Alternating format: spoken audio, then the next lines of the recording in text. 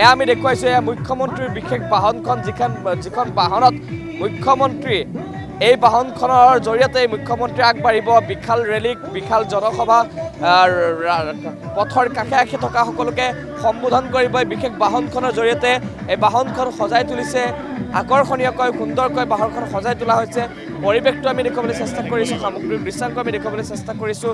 খানাপাৰাৰ পৰা মই আপোনালোকক দেখুৱাইছোঁ এইখন বিশেষ বাহনখন যিখন বাহন মুখ্যমন্ত্ৰীৰ বাবে সাজু কৰা হৈছে মুখ্যমন্ত্ৰী হিমন্ত বিশ্ব শৰ্মাৰ বাবে আৰু ইয়াৰ ফটো দিছে সকলোৱে আহি মই দেখুৱাইছোঁ এই বাহনখনত মুখ্যমন্ত্ৰীয়ে উঠিব আৰু এই বাহনখন ব্যৱহাৰ কৰা হ'ব আজিৰ যি মনোনয়ন পত্ৰ দাখিলৰ বাবে যি খানাপাৰাৰ পৰা এক বিশাল ৰেলী আৰম্ভ কৰিব শোভাযাত্ৰা উলিয়াব এই শোভাযাত্ৰাত এই বাহনখন ব্যৱহাৰ কৰা হ'ব পুষ্পসজ্জিত কৰি খুব সুন্দৰকৈ সজাই তোলা হৈছে সজাই পৰাই তোলা হৈছে এই বিশেষ বাহনখন আৰু এইদৰে আচলতে আৰম্ভ হ'ব আজি 1 ঘণ্টাৰ পাছত 9:30 বজাৰ লগে লগে এই বিশেষ কাৰ্যসূচী মুখ্যমন্ত্ৰীৰ মনোনয়ন পত্ৰ দাখিলৰ বিশেষ কাৰ্যসূচী আৰম্ভ হৈ যাব আৰু বৰ্তমান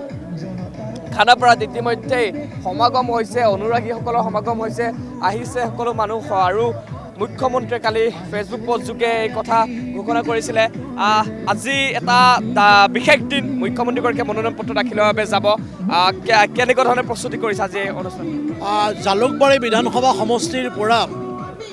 মুখ্যমন্ত্ৰী ডক্টৰ হিমন্ত বিশ্ব শৰ্মাই এইবাৰ ষষ্ঠবাৰৰ বাবে মনোনয়ন পত্ৰ দাখিল কৰিব আজি হাজাৰ হাজাৰ কাৰ্যকৰ্তা আৰু শুভাকাংক্ষী জালুকবাৰী বিধানসভা সমষ্টি আৰু সমগ্ৰ অসমৰ পৰাও বহু কাৰ্যকৰ্তা আহিছে আজি এই ঐতিহাসিক ক্ষণত সাক্ষী হ'বলৈ আৰু মুখ্যমন্ত্ৰীৰ নেতৃত্বত 26 চনৰ বিধানসভা নিৰ্বাচনতো ভাৰতীয় জনতা পাৰ্টি আৰু ইয়াৰ মিত্ৰ দলে বিপুল সংখ্যাত আমি জয়লাভ কৰিম অসমৰ ৰাইজে যোৱা 5 বছৰত হিমন্ত বিশ্ব শৰ্মাৰ নেতৃত্বৰ মিত্ৰ দলৰ চৰকাৰে জনসাধাৰণৰ সামগ্ৰিক উন্নয়নৰ বাবে অসমৰ সামগ্ৰিক উন্নয়নৰ বাবে অসমৰ জাতি জনগোষ্ঠীসমূহৰ সামগ্ৰিক উন্নয়নৰ বাবে যি প্ৰচেষ্টা কাম কৰিছে তাৰ প্ৰতি ৰাইজে আস্থা আৰু আশীৰ্বাদ আমাক জনাব 126টা সমষ্টিৰ প্ৰত্যেকটো সমষ্টিতে প্ৰতিদ্বন্দ্বিতা হ'ব বা কি ধৰণে কি হ'ব যথেষ্ট কুচকাৱাজ চলে সমান্তৰালভাৱে জালুকবাৰী সমষ্টিটোত হিমন্ত বিশ্ব শৰ্মাৰ বিৰুদ্ধে কোন আছে কোন নাই তাক লৈ আচলতে কি ধৰণৰ প্ৰতিক্ৰিয়া হয় বুলি ভাবে নাই চাওক গণতান্ত্ৰিক দেশ এখনত গণতন্ত্ৰত নিৰ্বাচনত প্ৰতিদ্বন্দ্বিতা হ'ব সেইটোৱেই গণতন্ত্ৰৰ শুভ লক্ষণ ভাৰতত যেতিয়া প্ৰথমৰ পৰা নিৰ্বাচন অনুষ্ঠিত হৈছিল 52 চনত প্ৰতিটো নিৰ্বাচনতে এজন মানুহে প্ৰায় 65বাৰ নিৰ্বাচনত প্ৰতিদ্বন্দ্বিতা কৰিছিল এয়াই গণতন্ত্ৰৰ লক্ষণ জালুকবাৰী সমষ্টিত প্ৰতিদ্বন্দ্বী কোন হ'ব ক'ব নোৱাৰোঁ কিন্তু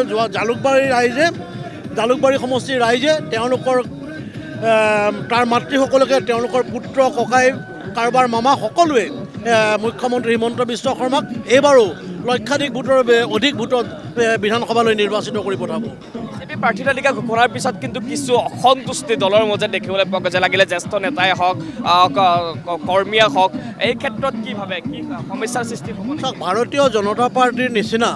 এটা পৃথিৱীৰ সৰ্ববৃহৎ ৰাজনৈতিক দল যিটো ৰাজনৈতিক দলৰ অসমত আমাৰ 68,000 সদস্য আছে এই 68,000 সদস্যক সন্তুষ্ট কৰাটো ৰাজ্যিক আৰু কেন্দ্ৰীয় নেতৃত্বৰ সম্ভৱ নহয় আমাৰ বহু হাজাৰ পাৰ্টীয়ে প্ৰাৰ্থিত্ব বিচাৰিছিল মাজত ক্ষোভ থাকিব ভাৰতীয় জনতা পাৰ্টীৰ 2-এজন পাৰ্টীৰ অলপ ক্ষোভ আছে লাহে লাহে ক্ষোভবিলাক আঁতৰি হৈ দেশ আৰু জাতি ৰক্ষাৰ ক্ষেত্ৰত সকলো একেবাৰে একতাবদ্ধ হৈ ভাৰতীয় জনতা পাৰ্টীৰ কাৰণে কাম কৰিব কংগ্ৰেছৰ দৰে ফটো সলনি কৰিবলগীয়া পৰিস্থিতি বিজেপিৰ নাহে সেইটো নাহে 2-এজন আমাৰ জ্যেষ্ঠ কাৰ্যকৰ্তাৰ মনৰ ক্ষোভ আছে 2-এদিন এই ক্ষোভটো থাকিব আৰু তেখেতসকলে আগতেও তেনেকুৱা ক্ষোভ প্ৰকাশ কৰিছিল যিটো স্বাভাৱিক দলৰ কাৰণে ইমানখিনি ত্যাগ কৰিছে অলপ ক্ষোভ থকাটো স্বাভাৱিক কিন্তু নেতৃত্বৰো এটা অসুবিধা আছে ইমান হাজাৰ হাজাৰ প্ৰাৰ্থী 68 লাখ কাৰ্যকৰ্তা সকলো 68 লাখ কাৰ্যকৰ্তাক টিকেট দিয়াটো সম্ভৱ নহয় যিকোনো ৰাজনৈতিক দলৰ